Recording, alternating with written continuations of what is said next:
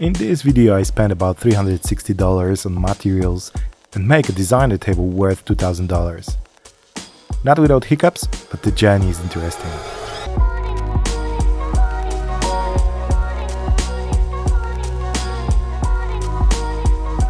Hi, it's Lukasz, woodworking newbie, a guy who dropped everything and decided to learn carpentry. Well, maybe I'm exaggerating a bit with dropping everything.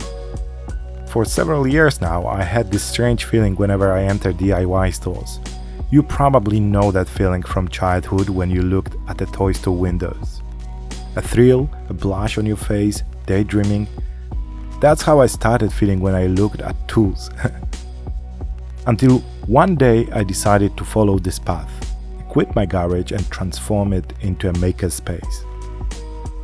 If you're anything like me, you like to create, invent, build. My professional life so far has allowed me to address these desires, but most of the things I created started to become digital. I missed the tangibility in this process, the form, the shape, the smell. 10 years ago it was different. Bringing freshly printed things from the print shop and then feeling, touching, seeing my work in context. But that's ended. Now our whole life is digital. Books are read on e-readers, newspapers, we read them on websites or watch the news on YouTube. And so it slowly progresses with every area of our life. That's why making something that has a tangible form in its own shape, weight, smell, and most importantly, serves others, brings me great satisfaction. This table has accompanied us for a decade, being a silent witness of our life. The meals consumed at it, laughter, sometimes arguments. It knows all our secrets, dreams. In the last few years, it has also become the site of my daughter's artistic efforts. Paints, markers, scissors, and other artistic expression utensils have marked the history on it. Initially, when we moved into our new home, I had grand plans for it. I ordered the oak top from a local carpenter, and I wanted to make the frame and legs myself. Then, still without a clue how. Temporarily, I placed the top on the frame and legs of an old table from IKEA. And you probably know this well. Makeshift solutions are often the most long-lasting. And so, temporarily, for 10 temporary years it coexisted with us in such a temporary form. And now, having learned a bit of this carpentry craft, it's time to change its fate. To make it a beautiful central place in our home. But what should it look like? Often we don't think about it, but carpenters are designers. They must invent the form of their furniture and then make it. They must combine aesthetics with functionality, just like every good designer.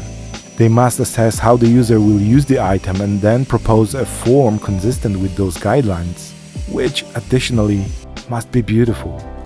Form and function. At that moment, I didn't yet know how to design a table that would do what a table should do, while also being pretty, interesting, and unique. Some time ago, I stumbled upon a channel on YouTube called 4 Eyes Furniture. Chris not only has the technical skills and can create ambitious forms, but also has significant design abilities. For me, his projects are modern, but also refer to great furniture classics. And so I fell in love with an episode where he made a beautiful table.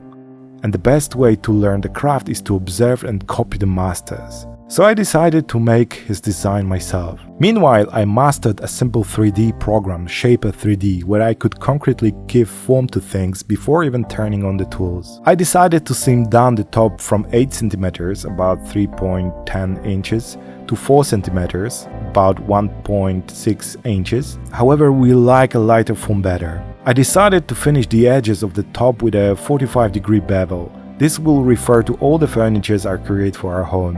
The frame and legs have a lot of curved lines. The legs have roundings, the frame has incisions. It looks as if the top is levitating above the legs. While I won't likely have a problem with the top, such a form for the legs is quite a challenging topic for me. To make all legs that will have the same curves, it would be best to cut them on a CNC machine. The second option is to prepare a template from which I will replicate the cut on the rotor. What you are seeing now is the cutting of the horizontal elements of the frame. I managed to combine the CNC idea with the template. It turned out that the person living a mile from me has a CNC machine and cut me templates from plywood. Unfortunately, due to a software error, everything came out 20% smaller, but that's not a problem. The curves are okay, so I trace the cutting lines from them. Then I'll manually prepare a template to exact size. So from a large oak plank, it cost me about $84, I coarsely cut 2 bases for the frame. I use a jigsaw for the curves and a planche saw for the straight lines. Of course, this is a rough cut.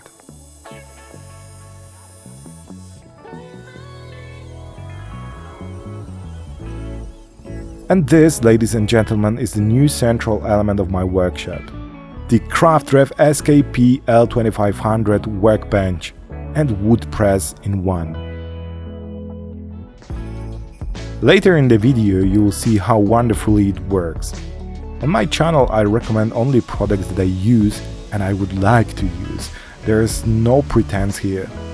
And this table is the Mercedes of workshop tables.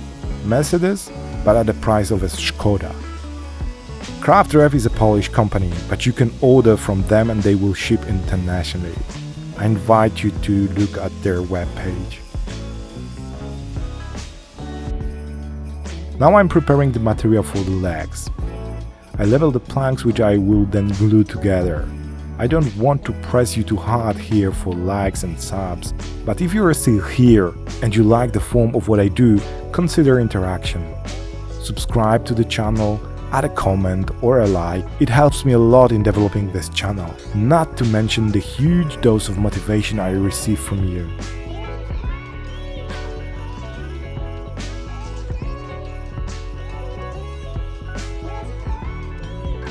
Now glue up. Just see how easy it is to prepare a glued panel on this table. Pure poetry. Each clamp runs on 2 rails, all elements are bearing mounted. Everything works very smoothly. You can set the clamps where you want them. You lock them with pins and they stay in place. The clamps have rails. All are mounted by bolts. These bolts additionally have magnets and stay in place so they don't fall out anywhere. Everything down to the smallest detail is well thought out here. The table is perforated. You can use clamps or other tools that can be mounted in these holes. It is very convenient not only for a workshop table, but also for preparing glued panels. I set the clamps for the length I want, I lock them, insert my material, clamp it and done. This table also has the option to be set upright. So it's perfect for a small workshop. I can prepare the glued panel, set it vertically to the side and in the center prepare other things.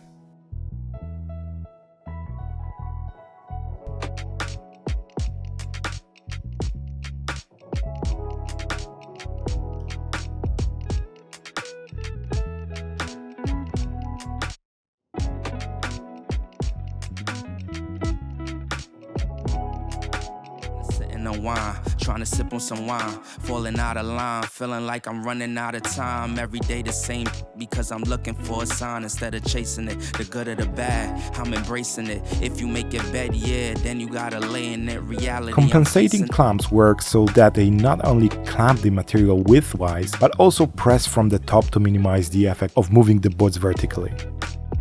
This saves a lot of time later in leveling or sanding, not to mention the quality of glue up.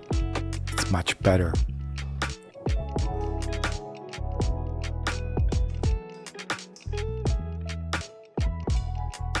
Breadwinners eating Sunday dinner by my grandmoms. Gotta spend time with the fam when you have time. And I just wanna thank God, cause he done a great job in molding me to be a better man, just for mankind. We was young and dumb, but that feeling never faded. Knew that you was the one, that's why I never downgraded. Depression caught up to me and it made me isolated. The only one I was ever comfortable around naked. I leave it overnight to dry, but the magic of YouTube allows me to show you the result right away. As you can see, the gluing process in these clamps is fabulously simple. I don't know how you can further reduce the amount of stress during gluing, but having the right tools is probably a priority.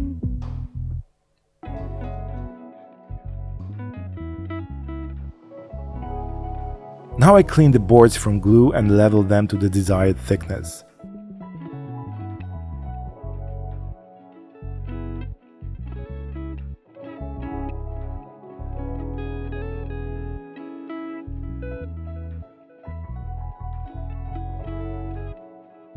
Recently, I was talking to a friend about dust collectors, and he wondered how I manage without a professional dust collector.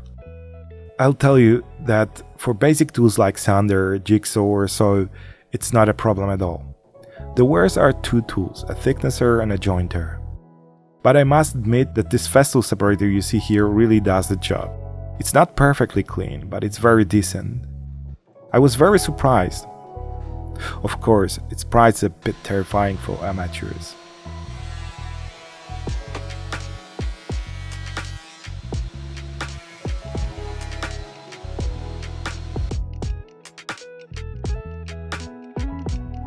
Then, with an adjustable square, I take the angle from the template and mark the legs on the boards.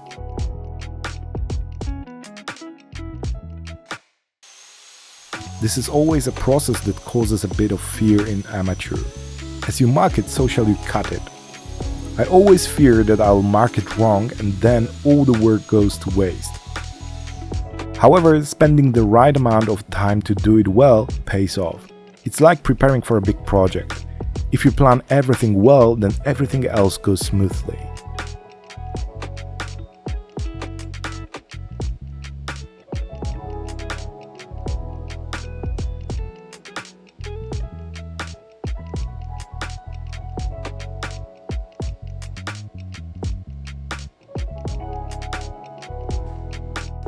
Okay, marking done. Now I'm getting ready to cut the pieces. Of course, it's a rough cut first, because the pieces will be fine-tuned from the template later.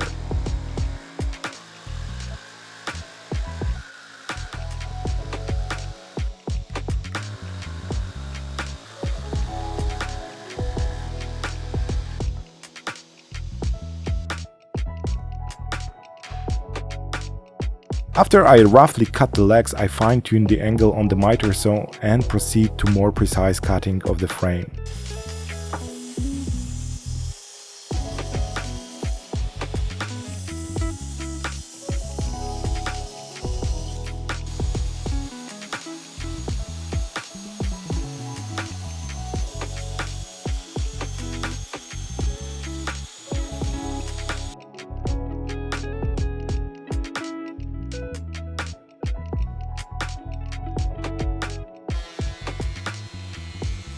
Final leveling of the proper thickness, and then I prepare for joining the legs and the frame with domino joints. I choose the thickest domino I could use in the DF500, 10mm one. I change the bit, set the machine, measure the position and make the slots.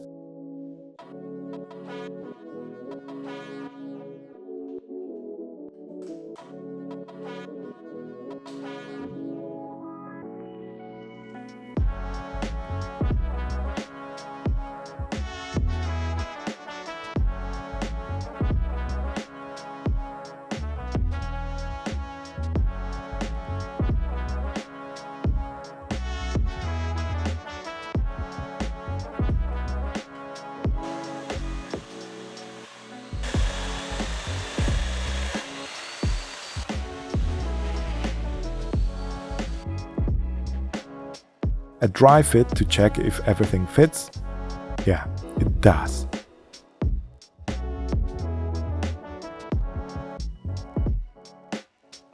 It fits tightly just as it should. Good domino. After all this, I have to repeat everything once more for the other leg.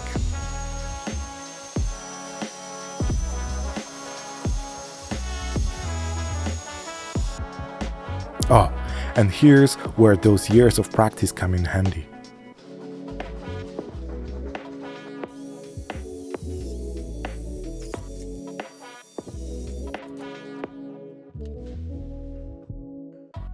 Using CA glue, I attach wedges to make sure the clamps press the leg well. CA glue is strong to a certain extent and can later be easily detached without tearing.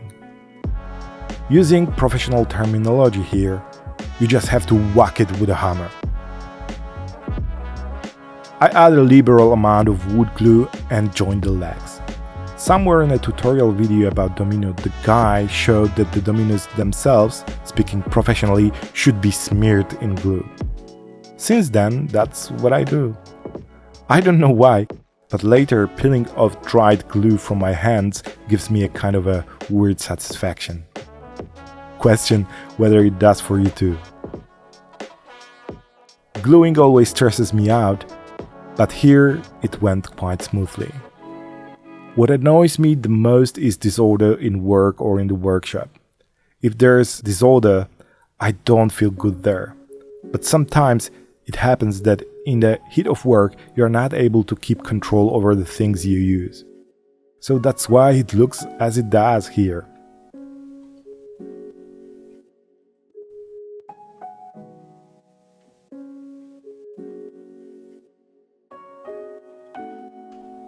On the other leg, I had a bit more play in the domino. I milled it wrong, so I added more clamps on the sides. And here's an example of a terrible market clamp. Never ever again. I've already ordered proper clamps. Enough problems.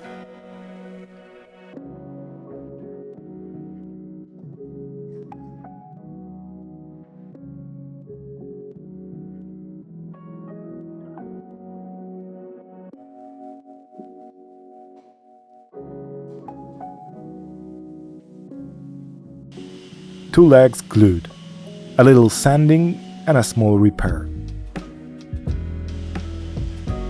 I didn't notice that one side of the board had a chip, but that's why I like working with wood, because everything can be fixed practically without a trace. I glue in a small wedge matched in color and grain to the wood. Once it dries, I'll trim and sand it. There won't be a trace. I fill the gaps with fast-drying black putty, and in 15 minutes I can start sanding. I like resin, but the working time with resin is very tough. It takes a terribly long time for it to harden. But with this putty, it's like a zip, zap, zoop, and ready. Sorry, Jason.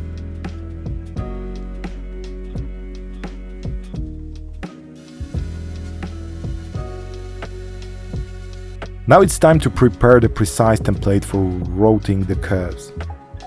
So I use a template to make a template. Template inception. Remember how I said at the beginning that my templates came out 20% too small?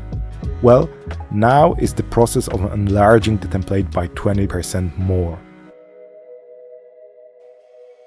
And I'm getting the final cutting on the legs. On double-sided tape I attach the template to the wood and use a copying router bit to route the legs halfway.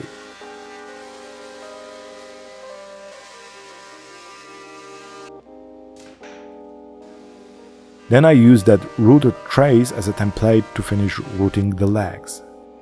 I might be using the word template too much.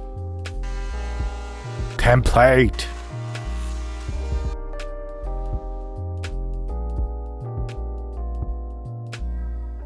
When the glued piece has dried, I trim it with a Japanese saw and sand everything. Legs are ready.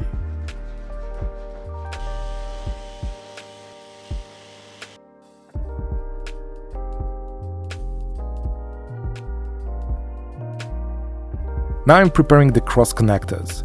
Here I use some ugly oak boards. I just bought a slab cut-off from a sawmill for $24 and cut it up.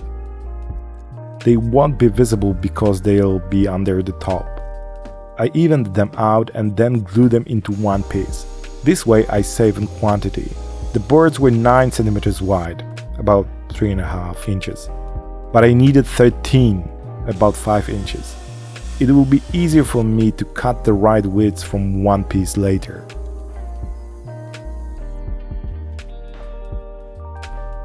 Once I've cut them up, I prepare a template for making the slots. I cut a rectangle with a jigsaw, then even it out on a spindle sander. I format the boards to the same length. If somebody wonders, I just did not turn on the vacuum. It just looks better in slow motion. And then the same thing 10 times.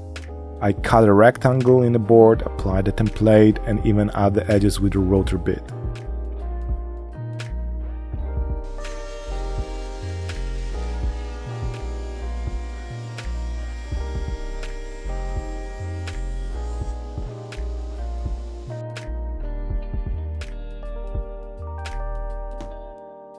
The connectors are ready.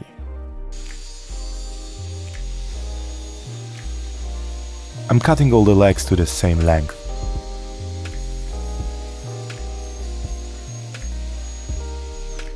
Now it's time to make the slots to connect them to the frame. And here you can see unplanned weather conditions. This is how when you work in storm.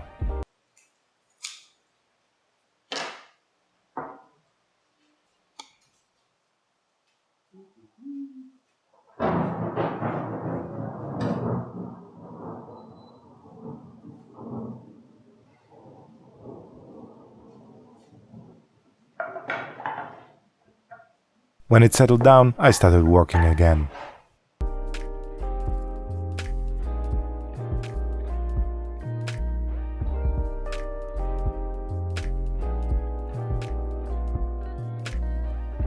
Domino in action. I racked my brain before figuring out how to do this.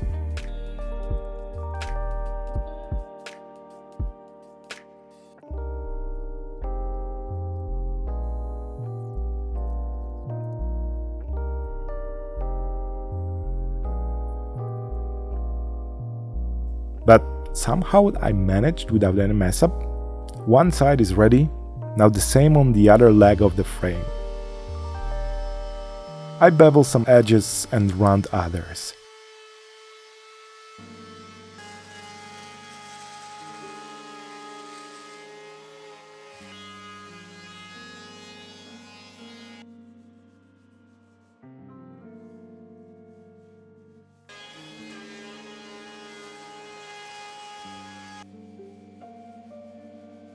Hey, look.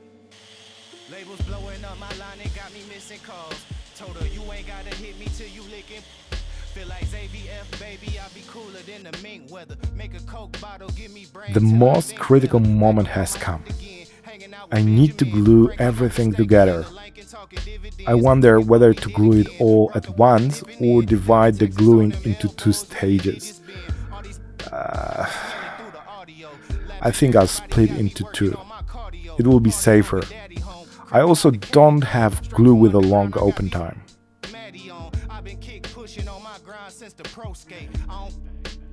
Figure that I'm pro hate, chilling in the cut like a scab ready to peel.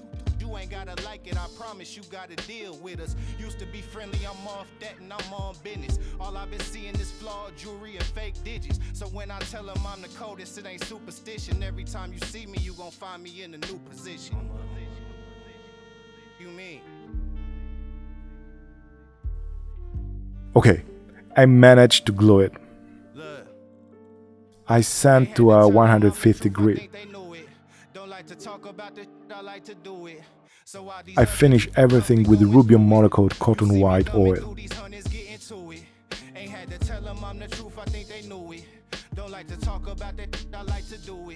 So while these other hungry going through it, you see me thumbing through these hundreds getting to it.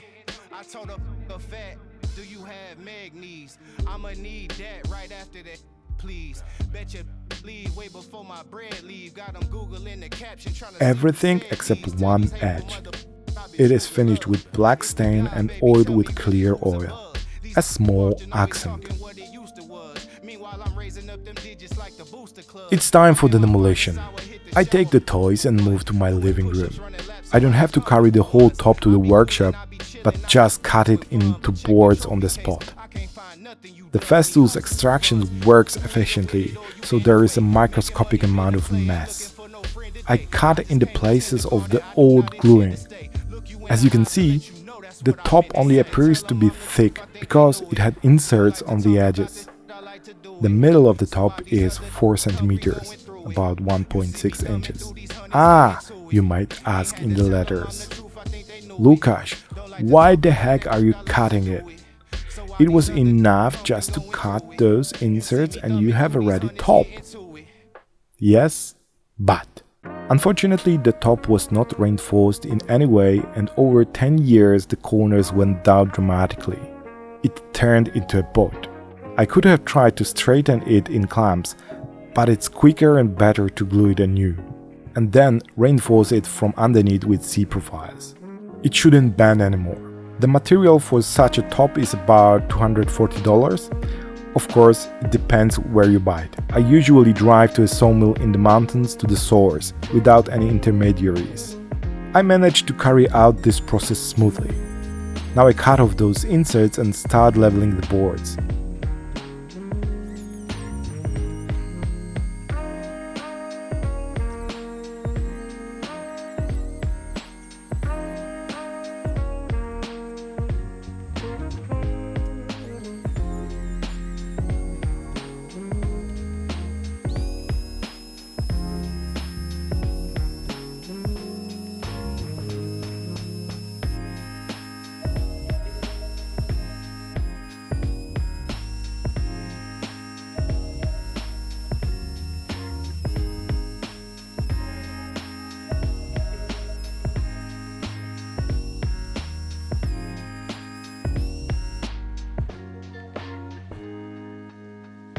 After finishing this process, it's time to make the glue up.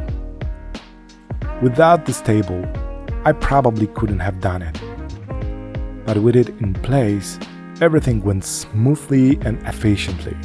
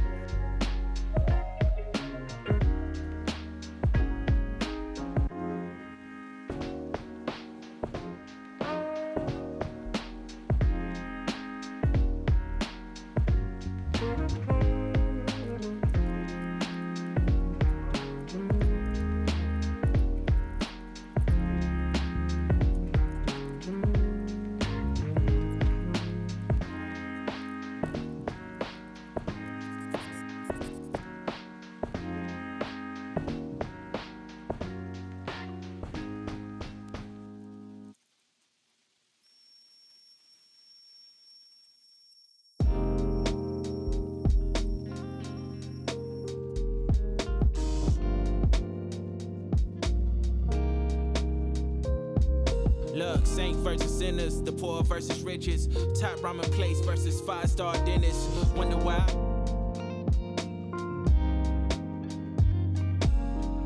Now I cut the sides at 45 degrees and bevel the edges. Came from broken homes, trying to break the old traditions. Left my old ways for my future acquisitions. I know, no such thing as playing both sides. I know, life is better in the dope ride. I know, the water better in the low tide. Music better amplified, staying down for upsides. I know, no such thing as playing both sides. I know, the life is and better in it's the dope time ride. for heavy sanding. The water better in the low tide. I go with it Music to a better amplified, 150 staying down for grit. upsides. I know.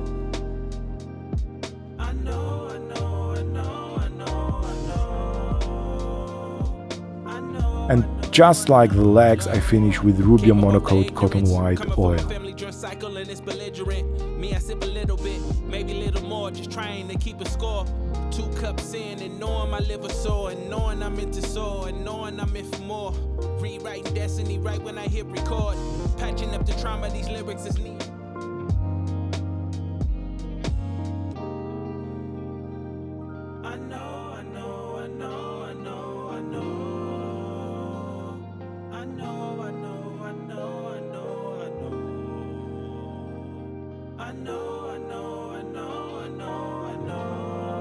In the frame, I mill holes for mounting the top. I'll use domino for that. Here's how. It's about allowing the top for seasonal work. The top will expand and contract on the sides. How awesome is to have a neighbor who will lend a hand if needed, or two, and a fan of the channel too. Life is better in the dope ride, I know. The water better in the low tide, music better amplify, staying down for upsides, I know. No such thing as playing both sides. I drill holes for the double-threaded inserts underneath the top, then screw them in and attach the top to the frame.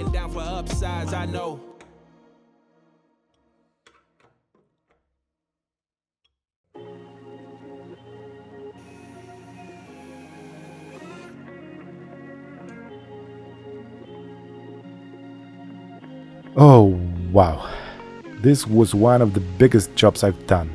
Honestly, I gave myself a 70% chance of success. But it turned out well, I think. Right? Let me know in the comments what you think.